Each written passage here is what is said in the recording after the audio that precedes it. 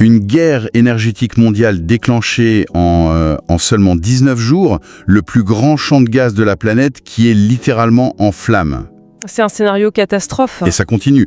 Le mythe de l'invincibilité qui est brisé net. Un chasseur furtif américain, un F-35, touché pour la toute première fois de l'histoire. Ce qui remet tout en question sur le plan militaire. Exactement. Et au même moment, une démission complètement fracassante au cœur du renseignement américain. La question se pose. La Maison-Blanche a-t-elle sciemment ignoré ses propres espions pour plonger dans une guerre sans fin ? C'est la question centrale, ouais. Et le résultat direct de tout ça, c'est l'économie mondiale prise en otage, avec des dizaines de milliards de dollars qui partent en fumée dans le Golfe chaque jour. Ça donne le vertige quand on met bout à bout tous ces titres. C'est une réaction en chaîne incroyable. Ouais, on prend une grande respiration, parce que ce qu'on vient de lister là, ce n'est pas le scénario d'un film, c'est le cœur de notre analyse d'aujourd'hui. L'objectif de ce décryptage, c'est vraiment de déconstruire une source extrêmement dense et explosive. Tout à fait. On va se pencher sur la transcription détaillée d'une émission géopolitique qui date du 19 mars 2026. Et c'est une analyse en fait d'un conflit régional majeur. Une poudrière géante impliquant Israël, l'Iran, les États-Unis et une grande partie des pays arabes. Alors, avant d'aller plus loin et de vraiment décortiquer toute cette mécanique, il est, je pense, indispensable de poser un cadre clair. Bien sûr. Les informations, les analyses qu'on trouve dans cette source spécifique, elles sont hautement politisées. Ça s'inscrit dans un contexte extrêmement polarisant. Avec un angle très tranché, ouais. Exactement. Et notre mission aujourd'hui, pour que ce soit bien clair, ce n'est absolument pas de prendre parti. On n'est pas là pour valider une idéologie. Non, pas du tout. Notre travail en tant qu'analyste, c'est d'extraire les faits rapportés, de comprendre les allégations, et il y en a des vertigineuses qui viennent d'anciens officiels américains, et de voir comment cette crise sans précédent s'articule. C'est ça, on sépare le signal du bruit. Et pour commencer, je propose de plonger directement dans le point de bascule physique de cette crise, le grand brasier énergétique. Le nerf de la guerre, en fait. Exactement. Tout s'accélère, selon le document, lorsqu'Israël frappe le champ gazier de South Pars, en Iran. Et pour que l'auditoire saisisse bien l'ampleur, ce n'est pas un petit puits isolé dans le désert. Ah non, pas du tout. C'est le plus grand gisement de gaz naturel au monde. Il le partage avec le Qatar. On parle de 1800 trillions de mètres cubes. C'est une réserve colossale. Pour mettre un chiffre un peu plus parlant là-dessus, ça représente de quoi subvenir aux besoins de la planète entière pendant 13 ans. 13 ans, c'est fou. Ouais. Donc frapper ça, ce n'est pas juste un acte tactique militaire, c'est frapper le système nerveux central de l'économie mondiale en fait. Le message, c'est que le sanctuaire énergétique n'existe plus. C'est exactement ça. Et bon, la riposte iranienne, elle est immédiate. Ils répliquent avec un nouveau missile, qu'ils appellent Nasrallah, directement sur la raffinerie de Haïfa en Israël. Une cible hyper stratégique elle aussi. Complètement. Cette raffinerie produit entre 50 et 60% du gaz israélien. Le résultat décrit est immédiat. Coupure de courant massive, l'aéroport Ben Gourion touché, et on rapporte près de 4000 blessés. C'est un bilan lourd. Mais ce qui est fascinant, stratégiquement parlant, c'est que ça ne s'arrête pas là. L'Iran étend la zone de frappe. Ouais, aux infrastructures américaines et alliées dans tout le Golfe. Et les chiffres donnés par la source donnent le tournis.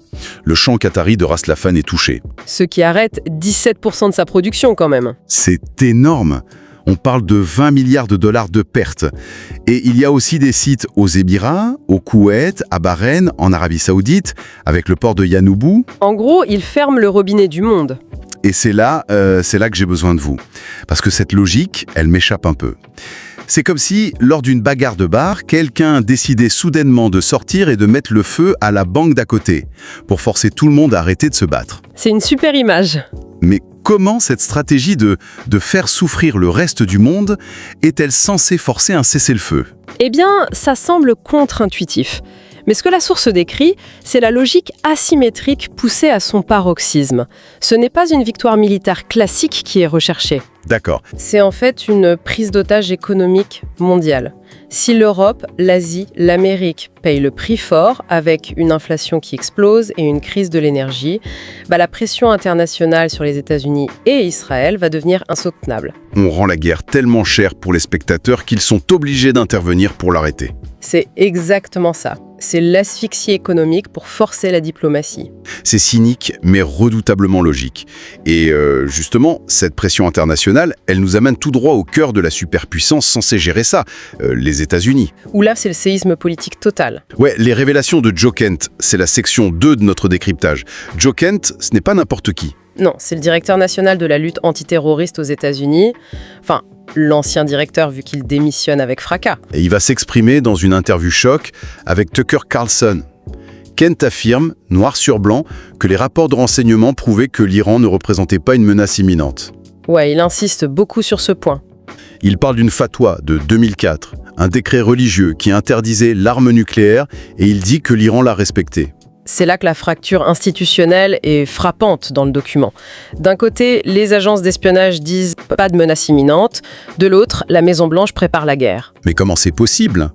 Kent accuse, en fait, Israël et certains lobbies d'avoir déplacé la fameuse ligne rouge. Oui, il explique qu'on est passé de ne pas posséder l'arme nucléaire à ne même pas avoir la possibilité d'enrichir de l'uranium.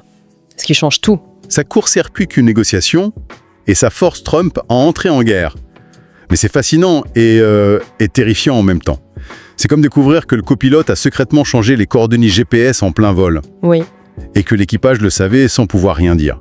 Mais comment un écosystème d'information, c'est le terme de Kent, peut-il surpasser des agences de renseignement qui brassent des milliards ? C'est parce que, selon la source, la politique étrangère s'est complètement détachée de l'évaluation factuelle. Si vous saturez l'espace médiatique avec l'idée que le simple enrichissement est une menace vitale, eh bien ça devient la réalité politique. Même si les espions disent le contraire. Exactement. Le politique répond à la pression et au lobbying, créant une crise de commandement inédite à Washington. Et le document va loin.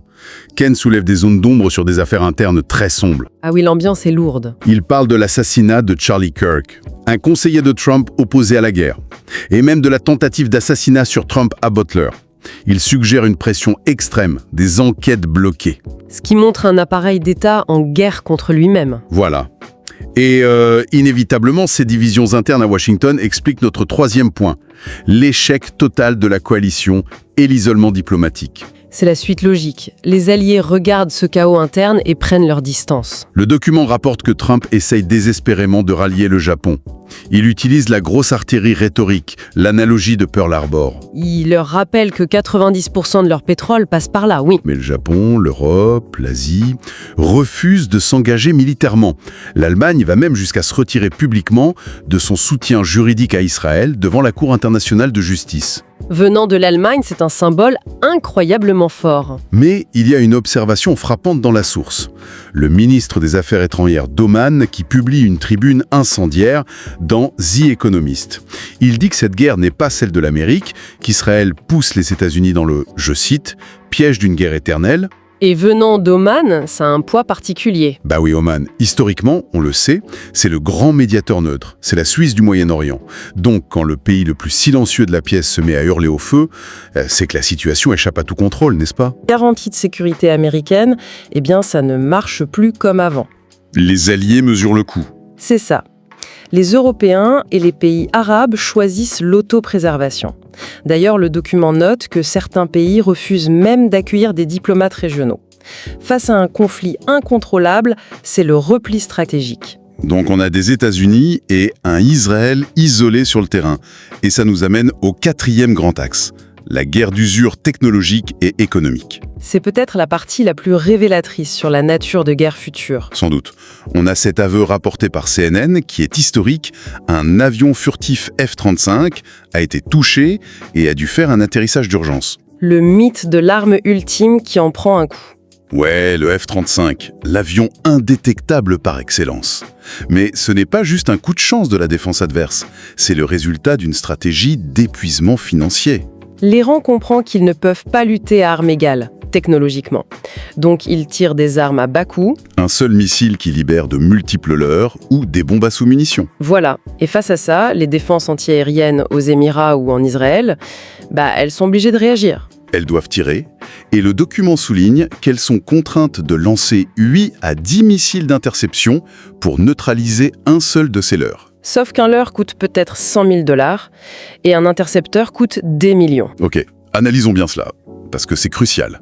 Ce n'est plus du tout une question de savoir qui a la plus grosse puissance de feu, c'est de savoir qui fera faillite en premier. C'est le principe de l'usure, oui. C'est comme essayer d'éteindre un feu de poubelle en jetant des lingots d'or dessus. À un moment, on n'a plus d'or. C'est une excellente métaphore. La guerre asymétrique prouve ici son efficacité brutale. La source montre vraiment cet épuisement des systèmes technologiques. Par la saturation, Exactement, la saturation spatiale. L'objectif de l'Iran, ce n'est pas la destruction totale immédiate des cibles.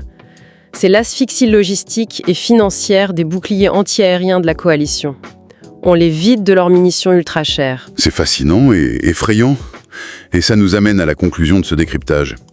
Pourquoi tout ce qu'on vient d'analyser aujourd'hui est capital pour quiconque souhaite comprendre la marche du monde ? Parce que ça nous touche directement. Oui, parce que quand on a des champs gazieux en feu, des routes maritimes bloquées, ça se traduit instantanément par l'explosion des factures énergétiques et de l'inflation à l'échelle mondiale. L'illusion d'une guerre qui resterait lointaine, elle n'existe tout simplement plus. Et pour prolonger cette idée, la source nous invite à une réflexion vraiment profonde. Laquelle ? Eh bien, si un conflit régional asymétrique peut, en quelques jours, paralyser l'économie mondiale, s'il peut épuiser les défenses antiaériennes les plus chères du monde avec de simples leurres, Ouais, et s'il peut fracturer l'appareil de renseignement de la première superpuissance mondiale, est-ce que les concepts traditionnels de suprématie militaire, ceux sur lesquels on se repose depuis un siècle, ne sont pas devenus totalement obsolètes ? c'est une sacrée question. Ça nous force à repenser ce qu'est véritablement la puissance au XXIe siècle. Ce n'est peut-être plus d'avoir le chasseur furtif le plus cher. C'est peut-être la résilience économique et institutionnelle. C'est une pensée provocatrice et c'est parfait pour clôturer notre analyse. Merci d'avoir apporté cet éclairage expert sur un document aussi complexe. Et pour ceux qui nous écoutent, on espère que cette plongée vous aura donné les clés pour mieux lire ces enjeux cruciaux. À très bientôt pour un prochain décryptage.